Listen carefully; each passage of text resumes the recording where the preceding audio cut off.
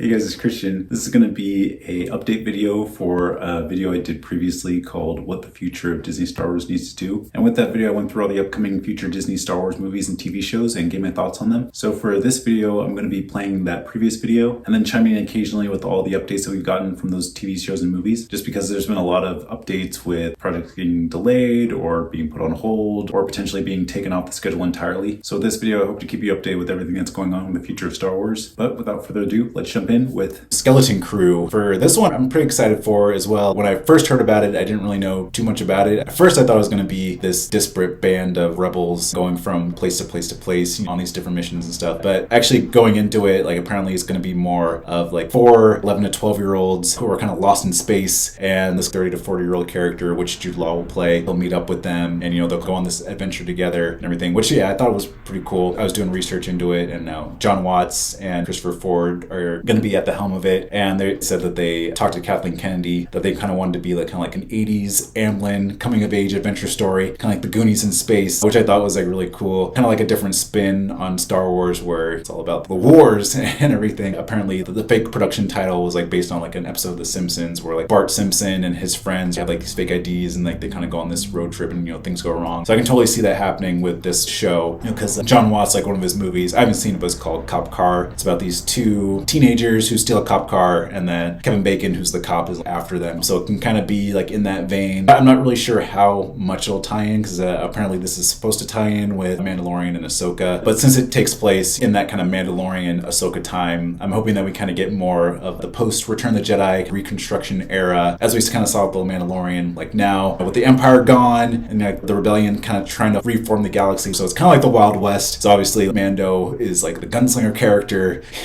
going into the bars and shooting people up and getting his bounty and stuff. So I'm going to kind of explore more of that. Maybe these 4 young characters are kind of like on the fringes of society. Maybe they ran away from home or something. They're kind of rebels themselves, not necessarily with the Alliance, but they're kind of like these rebellious kids. Maybe they steal an Imperial ship or something and they kind of get lost in space, and then like Jude Law's character goes after them because the Imperials are obviously after these 4 kids. So it can kind of be like a fun adventure story. Maybe they're after some kind of pirate treasure, kind of like in the Goonies, since that's what John Watts was inspired by to make this story. So I think it could be like a fun story. Then maybe like as the show goes on, it can kind of become more dark and more mature, and these characters can meet up with Mando. It's kind of open the door for like a bigger war going on. Maybe like the Empire is slowly but surely building themselves up. These characters can go from being people who like run away from the fight to being brought into the fight, kind of like Mando was, where at first he was in it for himself, and then obviously Grogu came into his life, and then he became like selfless, and then he eventually realized that I can't be on the run. I really need to join this fight, get this kid with Luke Skywalker,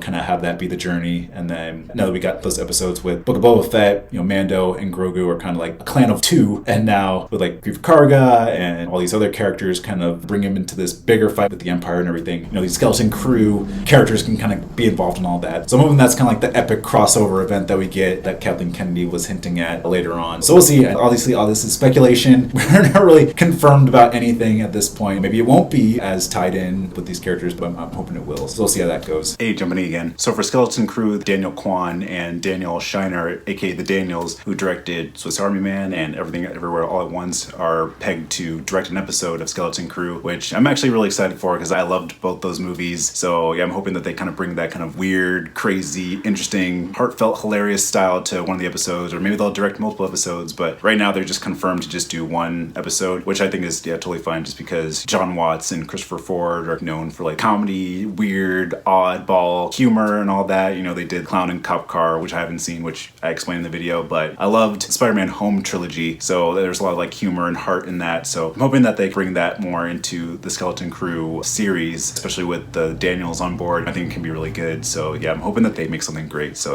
we'll see. A director named David Lowery is actually going to be directing an episode as well, and he did a lot of stuff like Peach Dragon and Peter Pan and Wendy. He also directed like Ghost Story and Green Knight, and just based on his tone, he's kind of like in that fantasy realm, like children discovering some kind of like fantasy, or he's very like visual. He has a lot of like fantastical elements within his stories. So I'm guessing that he'll bring a lot of that to Skeleton Crew, especially since the premise is a bunch of kids exploring the galaxy and stuff like that. So I really think he'll bring that kind of Goonies vibe. Maybe he'll have some more of like the serious episodes, just based on like Peach Dragon, the tone they set with that one. So maybe like it'll start like more like comedic with the Daniels when there doing it and then kind of slowly become more mature with David's episode. So we'll see what happens. We also got confirmation on a couple of directors that'll be directing a couple of the episodes. There's Jake Schreier, and he directed a movie called The Robot and Frank, which I haven't seen, but just from clips I've seen, it looks like with his episode, he'll have like a very sci-fi, endearing kind of like character moments and everything like that. So I think that could be really good. Bryce Dallas Howard and Lee Isaac Chung are actually going to be directors as well, and they directed a couple episodes of The Mandalorian. Bryce Dallas Howard directed one of the Mandalorian episodes that weren't really that good, episode 6. But other than that, she's directed some really, really good episodes of Mandalorian. But yeah, I'm excited that they're bringing on these different filmmakers for Skeleton Crew, and yeah, it just gets me more excited for it. We've also got some updates with the casting. Apparently, Jude Law is going to be playing some kind of Jedi. We also got confirmation on the actors for the kid characters. The first one is Ravi Kabat Conyers. The next one is Kiriana Crater, and the last one is Robert Timothy Smith. We also got confirmation on the fourth child character. His name is Ryan Kira Armstrong. We also got confirmation on the 2 adult characters. One is Tunde Andabimpe, and the next one is Kerry Condon, and I'm assuming that they'll probably be like the parent characters. So for Skeleton Crew, there's been a couple updates. The biggest update is that Jaleel White's actually been confirmed to be in the series, and he said he's going to be playing some kind of pirate, so that'd be really interesting to see. Apparently there's a trailer that dropped at Star Wars Celebration, and there's been some descriptions of it, and it definitely seems like it'll be a Goonies in space, where the kids are on this planet where it's kind of described as suburban, and they go off on this adventure, and the parents return, and they say that the kids are missing. So it looks like they're going to meet up with Jude Law's character, who reveals himself to be a Jedi, and he's probably going to be like protecting them as they're kind of like lost in space. So we'll see how it goes. I mean, it looks like it'll be some kind of like fun space adventure, lost in space type show, so I think it could be really good. So we've actually got quite a bit of updates for Skeleton Crew. Got a first official trailer and a first official poster that was released at the D23 convention back in August, and yeah, both of them look great. Starting off with the poster, yeah, it definitely has that Goonies vibe that John Watson, Christopher Ford were talking about, you know, way back in the day, with like the kids and they're discovering this spaceship and they're about to go into this adventure. So yeah, it looks really cool. Definitely very Amblin vibe, very like 80s nostalgia vibes going on. And yeah, you know, that brings us right into the trailer itself. I really love the trailer. You know, like I said before, you know, definitely gives those 80s Goonies Amblin Entertainment vibes. You know, I really love these characters, you know, like Wim and all of his friends and everything. Look really, really fun. Yeah, definitely reminds me of like Mikey from the Goonies, you know, him always like wanting to go on adventures and everything like that, and having this kind of like overactive imagination, and his friends being kind of like, oh, you're kind of weird, but okay, I'll go along with it. And then, you know, eventually, you know, them finding the Lost Jedi Temple, which ends up being, you know, Vane's pirate ship, and then being launched out into space and going on this grand adventure. So yeah, it just looks really cool. You know, I don't really think there'll be too many tie-ins to the overall Star Wars saga, and like I was saying earlier, I'm not quite sure how it's going to tie into, you know, Mandalorian and Ahsoka and Boba Fett, you know, with this whole crossover event. But yeah, you know, this was just a first teaser trailer, so, you know, we don't know the full story. You know, hopefully sometime in the next couple weeks we'll get a new trailer just with like a little bit more information, a little bit more character moments, and a little bit more maybe crossovers here and there. Hey, jumping in. So literally as I was wrapping up editing on this video, Lucasfilm just dropped a new trailer for Skeleton Crew, and yeah, it actually looks really, really cool. It really sets the tone of that 80s vibe that they're really going for, especially with the kind of Star Wars version of Major Tom. I think that was really interesting. When I first heard the beat, I was like, wait, this sounds familiar, and then they started singing like the lyrics for Major Tom, but in like a Star Wars language, so I thought that was really funny. But yeah, I really like the trailer. It really looks more like upbeat, more fun. You know, you really get a sense of who the characters are, and you know, their different personalities, and how they're all going to kind of gel together, and how they kind of have a little bit of a rebellious spirit, you know, kind of like I was saying like way earlier in the video when I was recording that like years ago, where I thought that they'd be kind of like rebels themselves, and it looks like, yeah, they are pretty rebellious in general. And yeah, we finally got confirmation on the parent characters. Tunde Anabimpe and Kerry Condon looks like they're going to be the parents of Wim, which I didn't even, you know, put two and two together. But yeah, I think that's really cool that Wim is like biracial, because I'm in an interracial marriage, and you know, I have a biracial son, so it'd be cool like when my son grows up and like watches this show and can see like himself in it as well. So I think that's really, really cool. But yeah, it looks really cool. Looks very action packed. Get the dynamic between John Norwood and the rest of the kids, and we see like how they all kind of meet up with each other. You know, how the kids are kind of wrapped up in this adventure, and then they kind of, you know, blast off in space, and they go to this kind of like seedy space bar, and then Wim has those little kind of Gold Republic credits, and then, you know, the patrons are getting all suspicious, and then, you know, all heck breaks loose, and then Jod, you know, rescues the kids, and then they kind of go off on this adventure. And then, you know, we get more of SM33, you know, voiced by Nick Frost, you know, this really crazy pirate voice. We get clips of Jaleel White as Gunter, the pirate characters. So yeah, it just looks like a really cool, fun, swashbuckling, Goonies in space adventure story. So yeah, I'm definitely really excited for it. And yeah, we're going to get this, as this recording, a little over a month away. So yeah, we definitely have more time for speculations and character dynamics and breakdowns, stuff like that. But yeah, overall looks really really cool, really fun, and I'm definitely looking forward to it. But I think overall, maybe like the creators are just wanting it to be just like a self-contained story. Maybe there'll be like a tie-in at the very end. This is like a Lost in Space type story with these kids, and go on this adventure with Jude Law. And I'm sure there's gonna be like more with Jude Law's character as well. Wim was saying like, "Oh my gosh, you're a Jedi," but I don't necessarily think he is. I know he's a Force user, but I'm sure there's gonna be like some kind of like shadiness with him and everything like that. And I'm sure like there'll be some kind of redemption for his character, and then he'll eventually join the fight with Mando and Ahsoka in the whole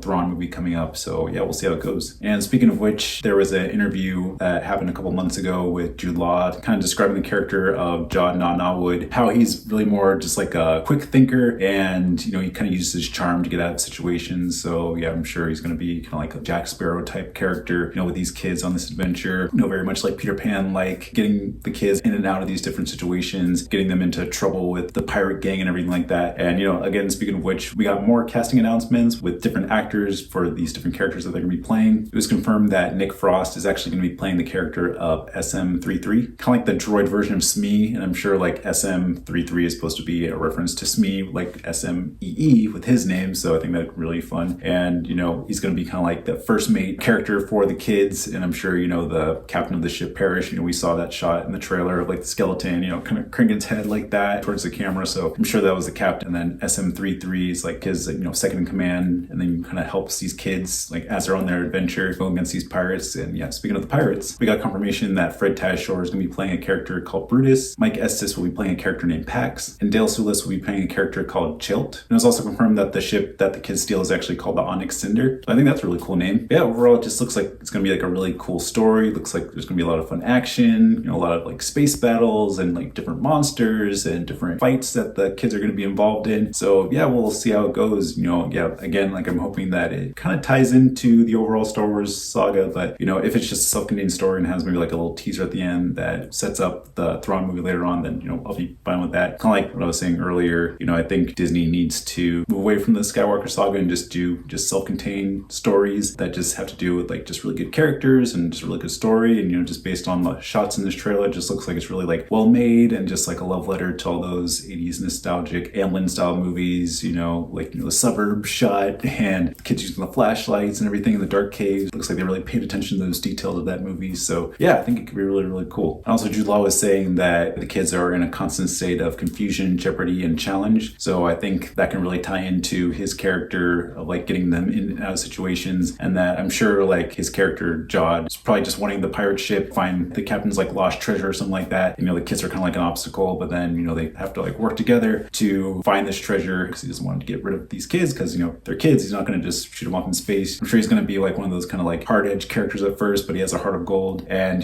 as the story goes on, he learns to care about the kids and gets them out of different situations and things like that. So yeah, I think it could be just like like a classic pirate story where the main guy has to get paired up with these kids, and then they kind of change each other for the better. Kids kind of grow in confidence and learn about the world and life lessons, and then the hard-edged main character pirate finally softens up and learns to care about the kids. So yeah, I think it could be a really cool dynamic and really good fun family story for sure. Another really fun fact is that the creators John Watson and Christopher Ford used a kind of lot of old and new technology. Obviously they used like the new technology with the stagecraft backgrounds and everything like that, and the CGI effects for the ships and planets and creatures and stuff like that. But apparently they also reached out to Phil Tippett, who was a stop motion animator back in the day during the original trilogy, and they used a lot of stop motion and matte painting, like they used back in the day in the original Star Wars trilogy. So I think that's really cool. There's like a really cool documentary on Disney Plus called Light and Magic that talks about the making of the original Star Wars trilogy and how Phil Tippett was head of stop motion animation and puppetry and all the costumes and stuff like that for the alien creatures, and how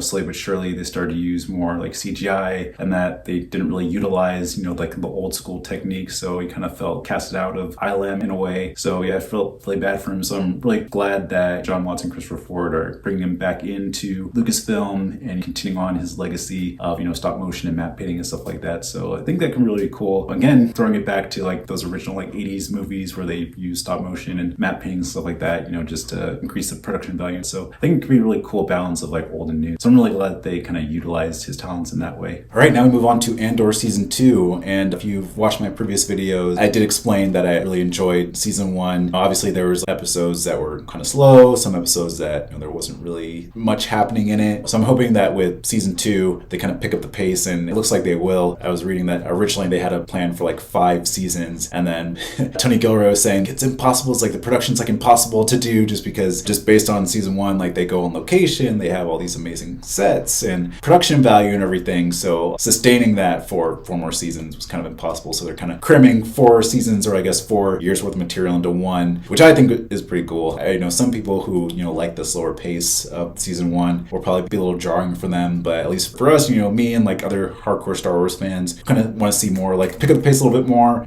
Star Wars lore tie-ins a little bit will be really cool. So I'm hoping that they do that with season 2 and just get us to the events of Rogue One and kind of see Andor's arc of, kind of being this guy who like runs away from the fight to finally join the fight, and then in Rogue One where he obviously gives his life for the rebellion to give the plans for the Death Star. Yeah, and something that I'm really excited to see is Cassian Andor finally crossing paths with Mon Mothma, just because in the first season they're very separated and everything. A lot of characters were very separate, a lot of storylines going on. So it'd be kind of cool to see those characters finally meet up with each other, just because in Rogue One, obviously they were on Yavin 4, so it'd be cool to finally see them cross paths, see how they finally interact. It's kind of like Jon Snow and Daenerys Targaryen, finally meeting at the end of like Game of Thrones season 6, where it's like finally we see the Song of Ice and Fire, come together and everything. So I'm hoping that we kind of see that with Cassian Andor and with Mon Mothma, just because they're such important characters, especially in Rogue One, and then obviously for Mon Mothma in Return of the Jedi. So yeah, we'll see what happens with that and kind of see like what their interaction is going to be, how they're going to deal with each other, how they're going to finally kind of like gel together and work together to make these plans to steal the plans for the Death Star and move forward with the rebellion, and how the rebellion's going to finally form and finally begin an alliance to take on the Empire. So I hope we kind of get to see more of that. Yeah, I'm really excited for season 2. Like I said before, I'm glad that they're not stretched along for another 4 seasons, but really kind of compress it all into like 1 season. And I don't mind the fact that it'll be another 12 episodes. I'm hoping that each episode will actually be packed with story. Hopefully we'll actually get like hour-long episodes. We'll kind of get like that breakneck speed and pace for these episodes, and that we'll finally have that epic conclusion that'll lead on to Rogue One, and then obviously we'll lead on to A New Hope. So yeah, we'll see what happens with that. I'm really excited. Like I said before, I enjoyed season 1. I just wish it was kind of more compressed, more eventful, and it looks like they'll be doing that with season 2 moving forward. It's going to be a little while away. Obviously it's like a huge production with a lot of production value, and you're cramming a lot into 1 season, so it'll be a while, so there'll be plenty of time for more speculation and everything. But yeah, we'll see, and I'm excited to see what happens of Cassian Andor, how we kind of see his arc throughout the seasons. Hey, jumping in again. So for Andor season 2, Benjamin Bratt is actually going to be cast in an undisclosed role. Honestly, I have no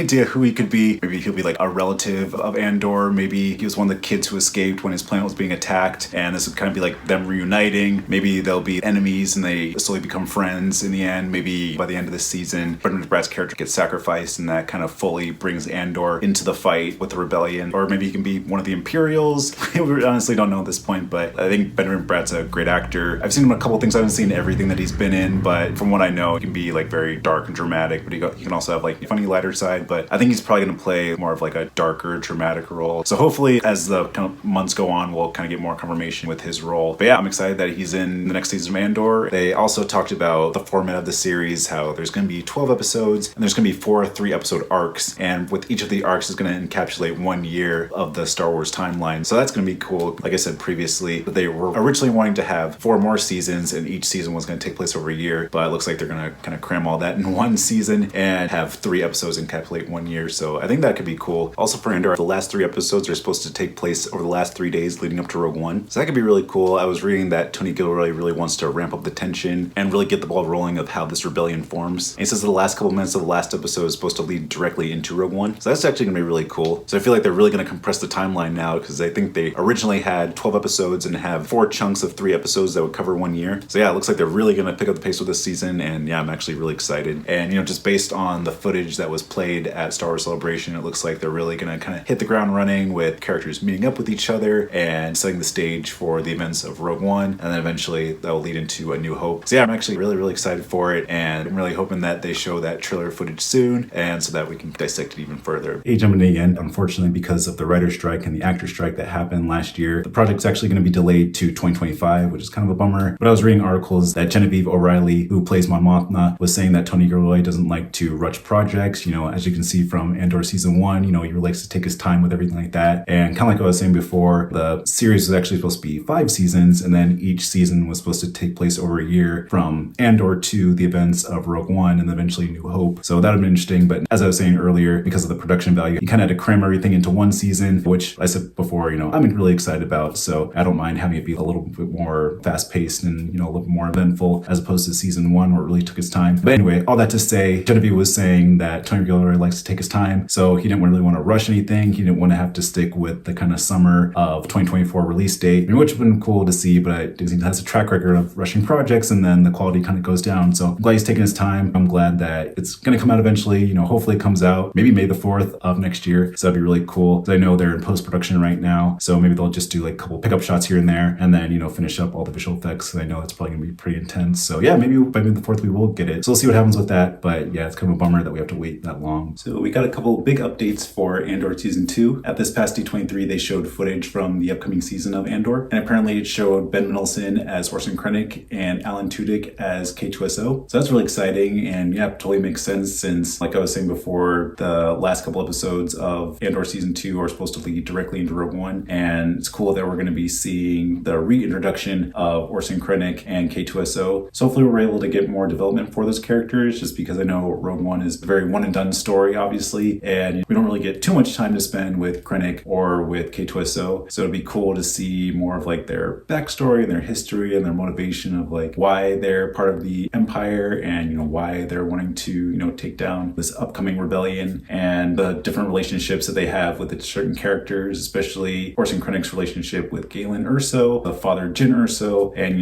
that whole fallout that happened, because I know we got that brief flashback in Rogue One, but it'd be cool if we got more of a development with that. And I know there's like rumors that Matt Mikkelsen is supposed to be coming back as Galen Erso, so we'll see if that's confirmed or not. So I really enjoyed the book by James Luceno called Catalyst, and it's really about the backstory of Galen Erso and Orson Krennic, and how they were kind of like friends, then became enemies, and then how one secretly developed plans for a weakness within the Death Star to eventually blow it up. So hopefully they tie more of that in, because I think that's a really good story and could really incorporate more backstory for those characters and for those moments in Rogue One and eventually in New Hope. And of course we got confirmation that K2SO is in this story. K2SO was definitely my favorite character in Rogue One, so to get more of him in this story would be really cool. One of the bummers about season 1 is that I thought K2SO was going to appear in that, but I know that since this story is supposed to take place over 5 years, that I guess would be kind of early if he popped up in season 1. So I know there's that episode where Andor gets arrested when he's on that beach planet, and then there's like those Imperial droids there, and I thought like that would be him, and that Andor would meet him in the prison, and that they would kind of work together to break out, and then form their friendship there. But I'm glad they're saving him for season 2 so we can get more development for that. I'm not sure when he's going to pop up. I don't know if it's going to be towards the beginning of season 2 or the middle, but yeah, it'd be interesting to see how those two kind of like meet, and then how they finally kind of reprogram K2SO to go from working for the Empire to finally helping out with the upcoming rebellion. But yeah, overall it looks really cool. The footage just kind of described all the conflicts that are happening as the rebellion's starting to form, and there's a lot of battles and like a lot of like political intrigue and everything like that. Saw Gerrera pops up in there a little bit more, so it'd be cool to get more of his backstory as he's kind of like an insurgent, definitely not with the Empire but not quite with the rebellion. So cool to see like his whole dynamic, more of like Luthen and Bix and Mon Mothma and all the other kind of rebel characters as well. So yeah, overall I'm really excited for this season. I think as time's gone on, I've definitely kind of like processed the first season of Andor more, and I kind of appreciate it more for what it is, especially kind of all the hit or miss shows that we've gotten over the past couple of years. Andor is definitely the gold standard of what a show should be, Star Wars for adults. So I definitely appreciate a lot more as the years have gone on. And yeah, I'm really excited for season 2 and excited for these updates and excited for these different characters that are going to be popping up as the show goes on. And yeah, I think it'd be really cool. All right, now we'll move on to Mandalorian and Grogu. And this is finally going to be the first movie to hit theaters since Rise of Skywalker in 2019. And it's going to be coming out in 2026. So I think that'd be really cool. But hopefully that'll kind of set the stage for Mandalorian and Grogu moving forward, just because season 3 ended with Mando and Grogu like on the porch just like hanging out and everything. Grogu's like lifting up frogs and whatnot, and Mando's got his feet kicked up and everything. Overall I wasn't the biggest fan of season 3 of Mandalorian. I thought there were some cool episodes in it, but like overall, it wrapped up Mando and Grogu's storyline. They were able to reunite the clans that were split from Bo-Katan and her faction and the Armorers faction, reunite them, take on Moff Gideon and,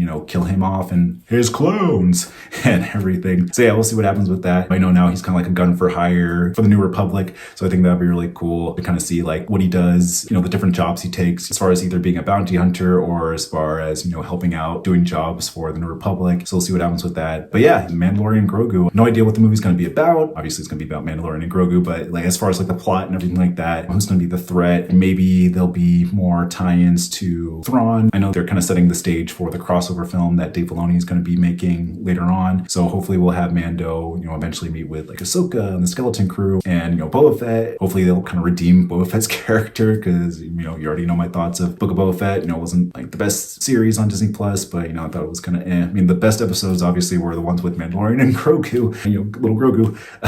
So yeah, I'm excited for Mandalorian Grogu. I'm glad that we're finally getting confirmation that there's going to be a movie coming out. Kind of sucks that we have to wait till 2026, but again, Bob Iger is making it a mandate to not rush projects. So I'm glad that he's giving Jon Favreau the time he needs to, make this really, really good. And, yeah, Mandalorian's been kind of like the flagship show for Disney Plus, and, both those characters kind of became pop culture phenomenons. So it'd be really cool to finally see him, go on the big screen, maybe get people who are kind of just like, about the Mandalorian, finally on board, oh, I saw this trailer for Mandalorian Grogu in the theater. Like, I really want to go back and watch the show, kind of like my wife. She hasn't watched Mandalorian just yet, but I know she loves the character of Grogu.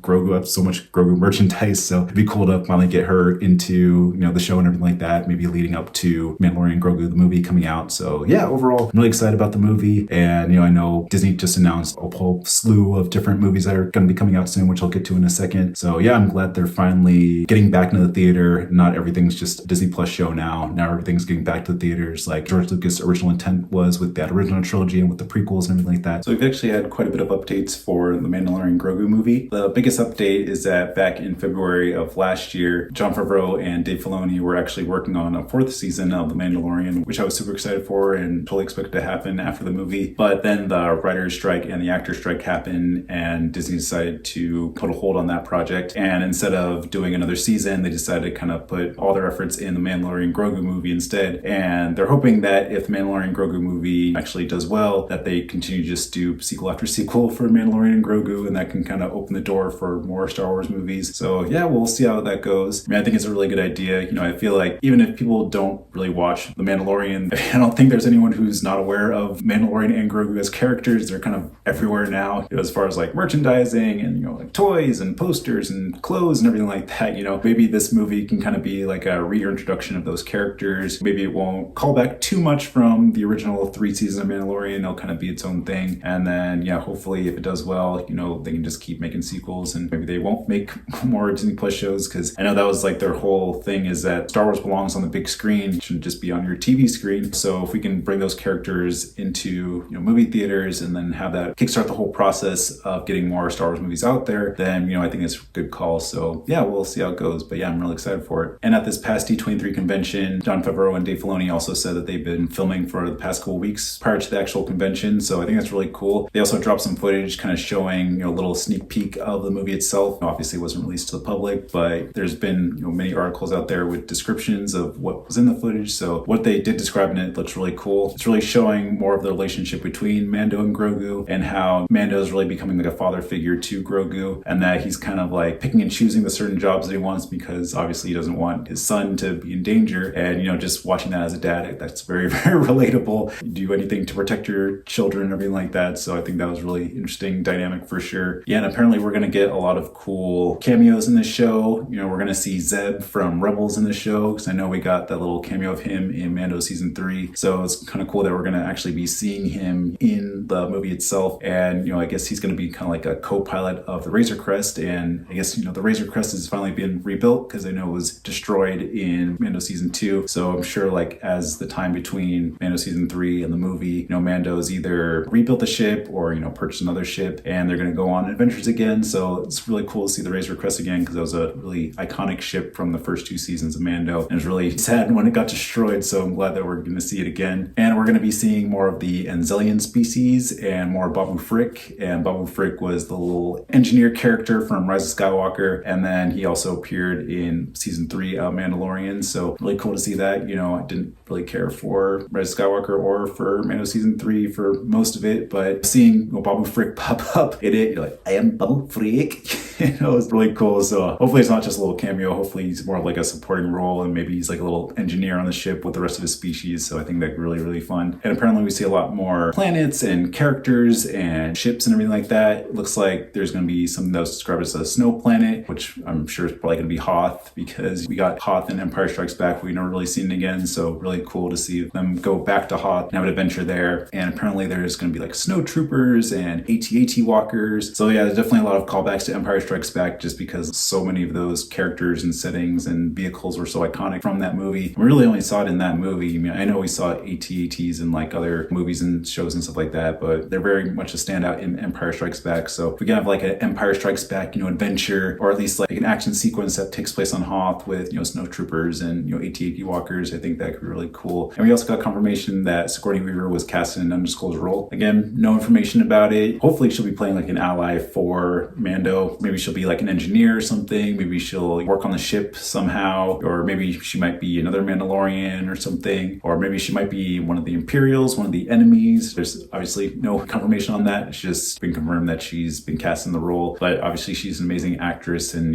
she can play comedy, drama, hero, villain. But I'm hoping that she played something kind of similar to like Ellen Ripley in the Alien movies, like a space trucker or something like that Mando meets along on the journey, and that she becomes like a partner in crime to him somehow and helps him out with repairs on the ship, like I was saying earlier. But yeah, I think that'd be really cool. She's a very iconic actress in person in general, so to have her in the Star Wars universe totally makes sense, and she's been in so many science fiction movies over the years, so to kind of draw on those strengths that she has as an actress would be really fun. So yeah, we'll see how it goes, and hopefully we'll get confirmation soon. I know it doesn't come out until May 22nd of 2026, so we have plenty of time for them to finish up filming and do post-production, and I'm sure as time goes on we'll get more sneak peeks and official pictures and posters and behind the scenes stuff. So yeah, I'm really excited for this movie. Like I said earlier, I really hope that this is a gateway for more Star Wars movies. I know the Star Wars movies have been kind of announced way back in the day, back in 2020, have either been like canceled or delayed, or now there's not really any confirmation if they're going to be happening. So glad we have at least one movie that's actively in production and that we're actually getting footage for and hype for. So yeah, I think it'd be really cool. We'll get to a couple other movies later down the line that may or might not be happening, so we'll see how those go. But at least as far as Mandalorian Grogu, I'm really excited for it, and I'm hoping we get an official trailer soon so we can like break down more of it, and yeah, we'll see how it goes. All right, now we kind of get into the unspecified projects, the projects that have been announced but we haven't really heard too much from it. We just kind of hear rumors and stuff about it, or the projects that a director or writer's been announced for it, but we have no idea what the title or the premise or the storyline is going to be. So this will be an interesting section. So I'll just kind of talk about my theories of like what I hope to see with these different movies and TV shows, and yeah, we'll see what happens with them in the future. Ahsoka season 2, I'm pretty excited about this one. I wasn't the hugest fan of Ahsoka season 1. I mean, I liked it, but I didn't love it. I think there was kind of much that was to be desired. But I mean, kind of ended on a cliffhanger with Thrawn and the rest of his stormtroopers leaving the second galaxy and then going into like the main Star Wars galaxy with Ezra, and then Ezra meeting up with Hera and the rest of the rebellion. Then of course Ahsoka and Sabine being stranded on the planet trying to figure out what's going on, and of course Shin Hati and Baylan Skoll going their separate ways and then trying to find out about the Mortis gods and everything like that, what they're going to do moving forward up their strand on this planet. So there's definitely like some storylines that still need to be resolved, so I'm definitely excited to see that. It's going to be interesting what they do with Baylan Skoll. Ray Stevenson unfortunately passed away, so it'd be interesting to see what they do with that. I mean, he's a pretty important character in Ahsoka and then probably for the overall Star Wars galaxy, so I'm sure they're going to do something with him, probably just recast the role and then see how he goes on, because I'm sure he had more of a part to play in the finale of season 1, because he kind of just had this bit role where he's kind of just like looking off in the distance. He was on top of the Mortis god statue and kind of looking out, so I'm sure Dave Filoni had more plans for him, but unfortunately they won't be able to do it with Ray Stevenson, but I'm hoping that they recast the role for that. But yeah, other than that, I'm pretty excited for it. I know that there's still a lot of stuff that need to wrap up, with Thrawn. I know Dave Filoni has his movie that he's going to be producing that's kind of like the wrap up of the whole Mandoverse, as they call it. So obviously Ahsoka needs to come back into the fold, so we'll see how it goes with that. I'm sure there'll probably be like a rescue mission or something from like Ezra and the gang trying to go back to the other universe, rescue Ahsoka and Sabine, or maybe Ahsoka will call another Purgle and they'll go into hyperspace back to the original galaxy and have the big battle with Thrawn for the Dave Filoni crossover film that's going to be coming soon. So we'll see what happens with it. But yeah, I'm glad that we're getting a season 2. Hopefully they take in the criticisms that they got from season 1 and improve the show a little bit more, just make it a little more streamlined, not really contradict to what's been going on in the past with everything that happened with the whole Sabine reveal that she's force sensitive. Little tangent, I'm okay with the fact that she's force sensitive, but I think she just got powerful way too fast. The fact that she was like just barely starting to like move a cup, and then suddenly she's able to force push Ezra from the platform like onto the ship as it's flying off. And just like, okay, come on, you're kind of raying it up right now with how Rey just kind of became super powerful within Force Awakens, and then as that sequel trilogy went on. But yeah, that's another story. But yeah, so I'm hoping that with season 2 they kind of explain a little bit more about why she's so powerful. And I know George Lucas was saying that everyone has a midichlorian count. They kind of hint at that in Bad Batch season 3. They're kind of hinting that everyone has midichlorians, but everyone has like different varying levels of midichlorian counts. So yeah, I mean, I guess it makes sense. But yeah, still, it just kind of came out of nowhere, that she has all these midichlorians, when in Rebels they never established that she was force sensitive, but now in Ahsoka she is. But anyway, too much of a tangent. But yeah, overall, yeah, excited for season 2 of Ahsoka. Hopefully it'll be a good transition to the Thrawn movie that Dave Filoni has planned later on. And yeah, hopefully they wrap up a lot of cool storylines and yeah, set up new storylines to be resolved in the future. So yeah, we'll see how it goes. There's only been one small update with Ahsoka season 2. Apparently it's supposed to be expected to be filming in 2025. So we'll see how it goes. I'm sure they'll probably film for about a year or so, do like a year post-production, and then maybe in like late 2026 or something, maybe like August 2026, we'll get it. But yeah, I mean, there's really the only news with that. If you watch my review from my previous video, like I thought the first season was okay. There's still a lot to be desired. So hopefully with season 2, they'll kind of develop the story a little bit more, have a little bit more faster paced, have a little bit more eventful, and tie it more into the upcoming Thrawn movie that's coming down the line, and kind of give more payoffs to the characters that we had set up in the first season. But I still have hope for it, and yeah, I think it can be good. But yeah, that's really the only update with that. There's going to be 3 upcoming Star Wars movies. There's going to be one by James Mangold, and it's going to be about the Dawn of the Jedi. There's going to be another one by Dave Filoni. It's going to be kind of like the wrap up of this kind of crossover between Mandalorian season 3, Ahsoka, and Skeleton Crew, kind of like what I was theorizing before about there being a crossover event. So it looks like this movie is going to be that answer to that. And the third one is from Sharmeen Obaid-Chinoy, and it's going to be set after the events of Rise of Skywalker, and it's going to be about the character of Rey rebuilding the Jedi Order. So yeah, I guess my theories beforehand were wrong. It looks like Daisy Ridley is going to come back for another Star Wars movie. So there have been a couple updates with the movies. Kathleen Kennedy actually said that she wants to have a James Bond-esque release window of having 3 years in between movies. So I'm guessing after the 3 movies have been announced, once they start rolling out new movies, there'll be the 3-year gap in between. Kind of like what George Lucas was doing when he was releasing the original trilogy and the prequels. He had 3 years in between the movies. So I think that'll definitely be better for production. They won't have to feel as rushed about getting movies out every single year. So I think that was actually a really good decision. And then another announcement was that Kathleen Kennedy also confirmed that there's going to be an opening crawl back for the movies, which totally makes sense because at first it was just for the saga movies, and then after that all the Star Wars stories didn't have an opening crawl, which was kind of jarring to watch. So I'm glad that they have the opening crawl back in the movies and have it really feel like Star Wars again. Also for the Rey movie, there's been one major update. Looks like Daisy Ridley's character of Rey is going to be serving as a Jedi Master rather than the main character. Kathleen Kennedy was saying that she's probably going to be like an Obi-Wan-esque type character, more like the mentor for a new generation of Jedi, which totally makes sense. So I know there's been a lot of controversy about Daisy Ridley coming back and bringing in more of like the sequel characters and having another film center around her, especially since Rise of Skywalker was so panned by critics and fans alike. So I'm actually kind of glad that she's kind of in more of a supporting role rather than the main character, and maybe this will open the door for more story opportunities. Maybe this is kind of like a reboot of what they were trying to do with the sequel trilogy. Maybe they'll actually try to give this new main character time to develop and not have them be powerful just right off the bat. But if this does end up being a trilogy, hopefully we'll start off with this main character, kind of struggling with their powers, and then maybe by the end they have some kind of achievement, and then they set off in their hero's journey in like another sequel or a trilogy or something down the road. But we'll see what happens. But that's really the only update with that one. Overall, I'm really excited that, kind of like what I was complaining about earlier, is that Lucasfilm doesn't really have a plan of like what they want to do with upcoming Star Wars movies. So I'm glad that they finally have a plan. They finally have announcements for what they're going to be doing. I'm glad that they're going to be setting them in different eras of the Star Wars universe, like past, present, and future. So yeah, I'm really, really excited for it. There's not really too much we know about what the story is going to be, but just based on these filmmakers, I think they're going to be really good. James Mangold is, already in kind of like the Lucasfilm camp directing Indiana Jones and the Dial of Destiny. And then obviously Dave Filoni. I'll sing all the praises about Dave Filoni all the time. My theories were hopefully correct of Dave Filoni slowly but surely kind of gaining power within Lucasfilm, and maybe, he'll take over as new president, but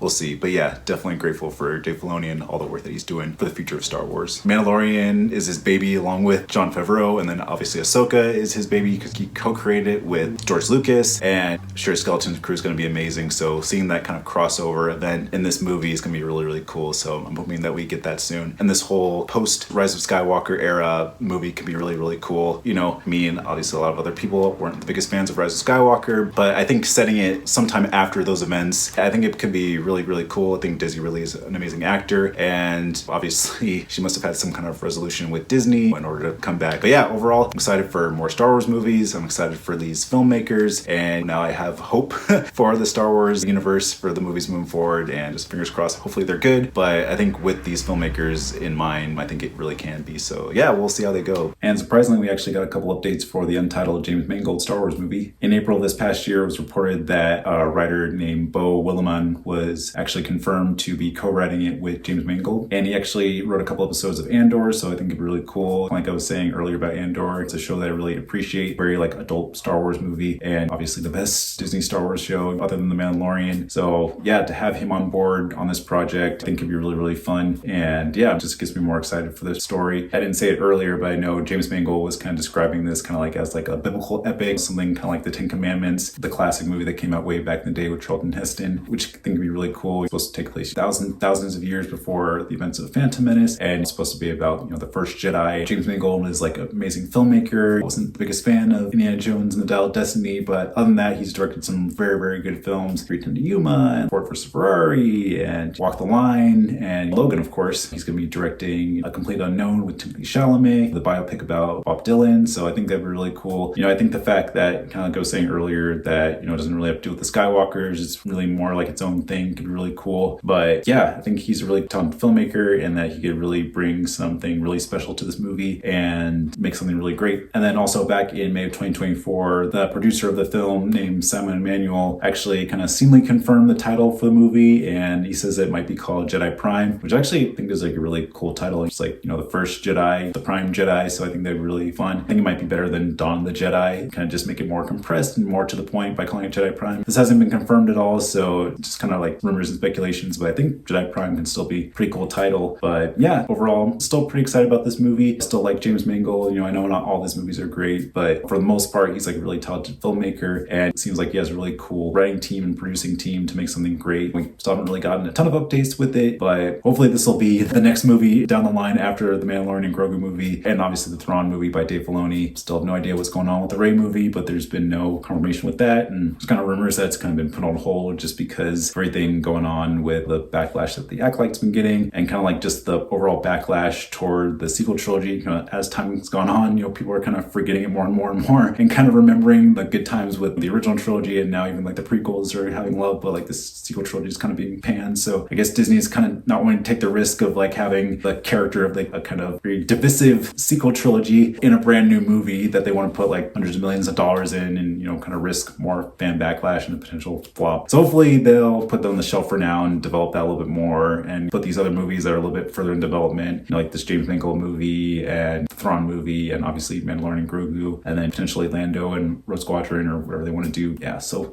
we'll see. Overall, kind of a little tangent, but we'll just see what happens with the future of the films. But overall, back to James Mangold, I think this could be a really cool movie, and yeah, I'm really excited for it. And he's obviously a very good filmmaker, and I think he'll make something great. So yeah, we'll see how it goes, and hopefully we'll get more updates soon. The Untitled Taika Waititi film, and I know this has been in development for several years, and, you know, Taika Waititi is obviously a very busy man with Marvel and, you know, with all those kind of independent projects and everything. So we'll see whenever he gets to it. There are like reports like this is going to come out like right after Rogue Squadron, but then, you know, Rogue Squadron got pushed to the side of the Disney movie slate, which is kind of a shame because they had this big announcement, like I said before, with like the Disney Investors Day. They had Patty Jenkins talking about her grandfather being like a fighter pilot, you know, how she wanted to create the best fighter pilot movie of like all time. And, you know, we see her in the cockpit of the X-Wing, and it just looked amazing. But then obviously that got shelved just because of the failure of Solo. They decided to just kind of put a pause on the Disney Star Wars films and then kind of focus more on the TV shows and everything like that. I guess there's like pros and cons. Pros is that, you know, they kind of learn from their mistakes, and, you know, they're kind of really trying to focus on having like a writer's room and actually having a plan, you know, plan things out in advance and everything. So they just kind of had to learn the hard way, which is kind of unfortunate. And the cons is that all these different projects and movies and stuff that, you know, we were really excited about have been canned. So we'll see what happens with the future. future of all these different movies and shows. But anyway, back to Taika Waititi. I know he was being interviewed, him and Kathleen Kennedy, and now they kind of want to move away from the Skywalker saga for obvious reasons. They kind of want to introduce like new characters, new planets, new storylines, which I think is like really good, because I think the problem with a lot of these like new Star Wars movies and shows that kind of tie into all these legacy characters is that we as fans obviously have a connection to these characters, and when they're not done right, we get upset. Obi-Wan, for example, where you have this potential of like having this amazing, incredible Obi-Wan focused show with Darth Vader / Anakin as this main antagonist, but then you're just like, no, let's have it be about Reva and everything, have our little Disney agenda and kind of hijack the show, which it's like a Trojan horse where you're like, the outside it's going to be about Obi-Wan, but on the inside it's really about Reva. And instead of just like, let's just have our own, Reva show, let's just have her hijack Obi-Wan show and then have it kind of be disguised as Obi-Wan show, but really it's about Reva, which, if you want to hear my thoughts about Obi-Wan, you can just go back to my last video. Or like Book of Boba Fett, where you kind of hype him up as this, amazing character that we had in the episode of Mando Season 2, where he's like this incredible gunslinging gangster taking out Bib Fortuna and sitting on the throne. But he's got to be, redeemed in a way. He can't be too dark. He's got to be this honorable leader, and he's got to get back to his Bacta tank and all this stuff. Where it's just like, oh, come on, you hyped him up to be this amazing character in that Mando Season 2 episode, and then you just kind of make him a wimp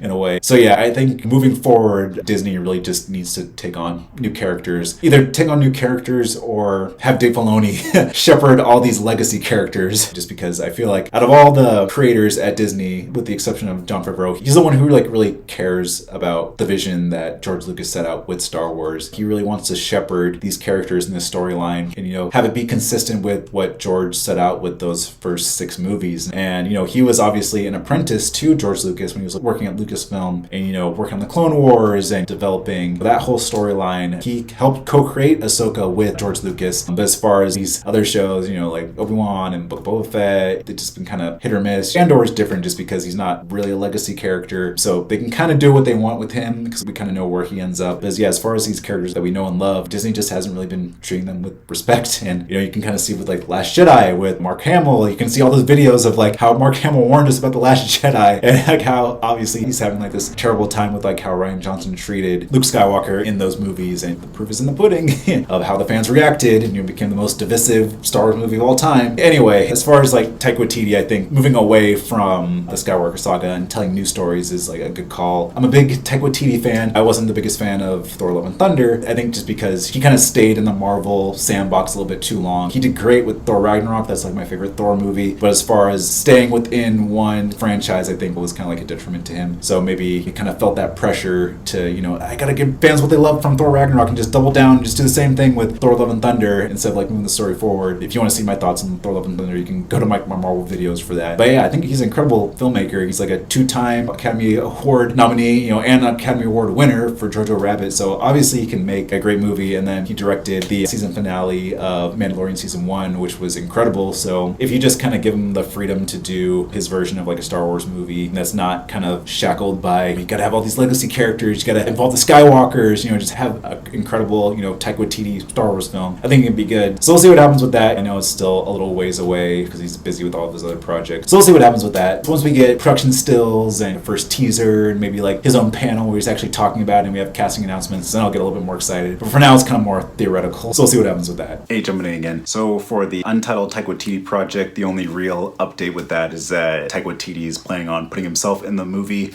which totally makes sense because he's literally in every one of his movies, like What We Do in the Shadows, Hunt for the Little People, he has a small role, Thor Ragnarok, he plays Korg, Jojo Rabbit, he plays Hitler. So yeah, I think it could be, pretty cool having him in the Star Wars galaxy. Like maybe he'll do like an IG-11 movie or something, since that was his character in Mandalorian. So we'll see what happens with that. But yeah, there's really no information with it. It's probably going to be a while until we actually get the movie. So we'll see. And then one more update with the Taika Waititi film. It's been confirmed that it's still in development, despite all the rumors that it's been canceled and whatnot. I know Taika Waititi made a joke because there was like a awards ceremony for Shawn Levy for like some producers award ceremony, and Taika Waititi was a speaker for that, and he joked like, oh, be sure to get your scripts in, because Disney's going to come down hard on you, especially, when it comes to Star Wars and everything like that, since Shawn Levy's also directing a Star Wars film as well. So yeah, I'm glad that, it's still in development. There was also news that because of like the writer strikes and the actor strikes, he had to stop production on it, stop writing it. So I'm glad that now that the strikes are over, he can resume writing it again. And, there's no confirmation on when we're going to get it.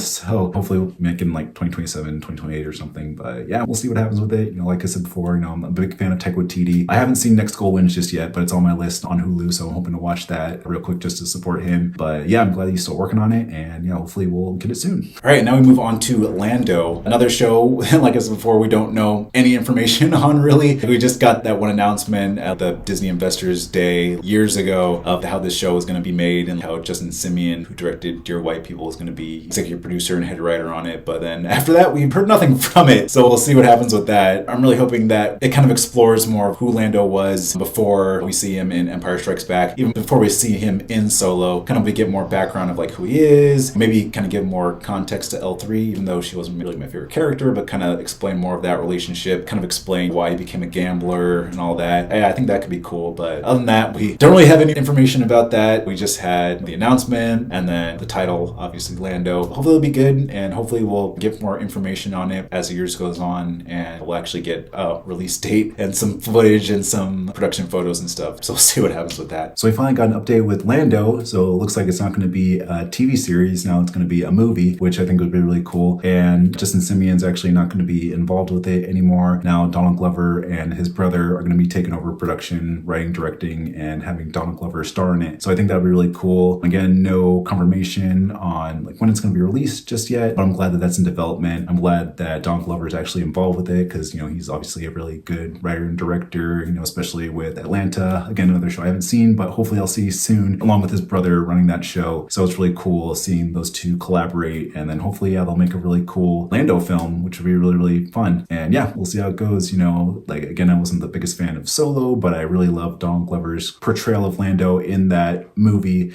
So I'm hoping that we get more of that in the Lando show. I know they said something about like they wanted to kind of be like Catch Me If You Can in the Star Wars universe, the film directed by Steven Spielberg. So I think that would be really, really cool. But yeah, I'm excited to see it. And again, hopefully we'll get more news on it in the future, and we'll see how it goes. And another bit of exciting news, we got confirmation that Patty Jenkins is going to be coming back to write and direct Rogue Squadron. So I think that would be really cool. I know this project's had a lot of ups and downs and a lot of like drama behind the scenes going on, but I'm glad that her, Disney, and Lucasfilm were able to resolve everything, and then we can finally get Rogue Squadron back in development. Again, no news on when it's going to be coming out, but hopefully within the next couple years, because it seemed like Patty Jenkins already had like the script written, ready to go. So maybe she's just going to go back and do some tweaks and everything. And hopefully that'll be the next film after Mandalorian Grogu, just because the idea for it is just so incredible. It's going to be kind of like Top Gun in space, because Top Gun Maverick's one of my favorite movies of all time. So to see that in the Star Wars universe would be really cool. In a way for Patty Jenkins to honor her father, who was a fighter pilot. So that'd be really cool. And her just being a Star Wars fan, just bring those two loves together, be really fun. It's unfortunate that she wasn't able to do Wonder Woman 3. The whole changeover of leadership at Warner Brothers and DC over to Peter Safran and James Gunn, which I'm still excited about. The change and everything like that with their whole slate of DC films. But yeah, it's unfortunate that Wonder Woman 3 got canceled. Because I love the first Wonder Woman movie. Didn't really care for Wonder Woman 1984, but I'm sure Patty Jenkins and Gal Gadot would probably have like an amazing idea for Wonder Woman 3. Because I know that they were trying to do like something with the Amazons and get Linda Carter in there, have them like team up and whatnot. But anyway, back to Rogue Squadron. I think it's gonna be really cool, and I'm glad that it's back on the slate because again, like I was really excited for it. And then when it got canceled, got pushed off the side of the incoming project for Star Wars, like me and a lot of other Star Wars fans were very disappointed. So again, I'm glad that's back in development, and hopefully we'll get soon, like I said before, like after Mandalorian and Grogu, and yeah, get a really good, amazing fighter pilot movie, Top Gun in space. So we'll see how it goes. All right, and then we move on to A Droid Story, and kind of like what I was saying with Lando, this is another title that was announced at the Disney Investors Day, and then we've heard nothing ever since then. But apparently it's supposed to be the epic journey of C-3PO and R2-D2 leading this new character into the whole Star Wars story. I think it's just supposed to be a film, which totally makes sense. It's supposed to be kind of like the interconnectivity of animation and visual effects. So I think that would be cool to see like an animated version of R2-D2 and C-3PO, since we kind of got that in Clone Wars, the 2D versions of them in like the Clone Wars micro series. So it'd be cool to see like more like a CG animated version of those characters, kind of like in a full feature. We got the Droid show, back in the 80s, the 2D version, which was a very cheesy show, but it was the 80s, what can they do?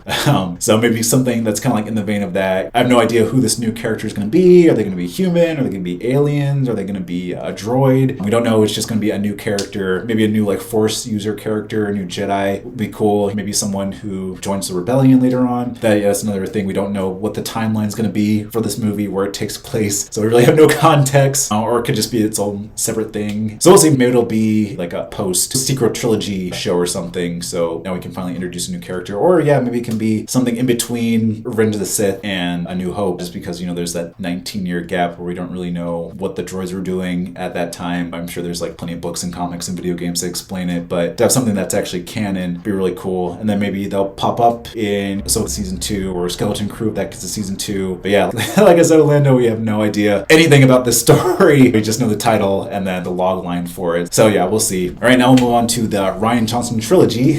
When he was making Last Jedi, Kathleen Kennedy was so happy with Rian Johnson with the way that things were going with Last Jedi that she just gave him a whole trilogy before Last Jedi even came out, and then, like I said before, it became the most divisive Star Wars film of all time. After all the reviews went down, they put that to the side, but I guess technically it's still in development. But now Rian Johnson's busy with the Knives Out trilogy. The report said that he's gonna finish off the Knives Out series with like another film at least, and then start work on at least part 1 of the trilogy, just because I don't think he's gonna do a whole trilogy. And speaking of which, Kathleen Kennedy has kind of announced that they're not gonna announce trilogies way off in advance and try to focus on just making one good movie, and then if it does well, then announce maybe like a second or third one. But anyway, yeah, with Rian, he's gonna be writing and directing apparently part 1 after he's done with the Knives Out trilogy, which yeah, I think is like a good idea. I mean, like I love Knives Out. The first one is like one of my favorite movies of all time. So even if he doesn't do Star Wars ever again, which I won't be sad about, if he just wants to stay in his Knives Out universe, like I would be totally fine with that. And maybe if he wants to do like the story and executive produce his whole Star Wars trilogy, or at least the first part of the series, then I'm totally fine with that. But yeah, we'll see. Like I keep saying before, we have no idea like what he's wanting to do, but kind of based on what Kathleen Kennedy said before, she wants to kind of be outside the Skywalker saga, which I think is a good idea. It's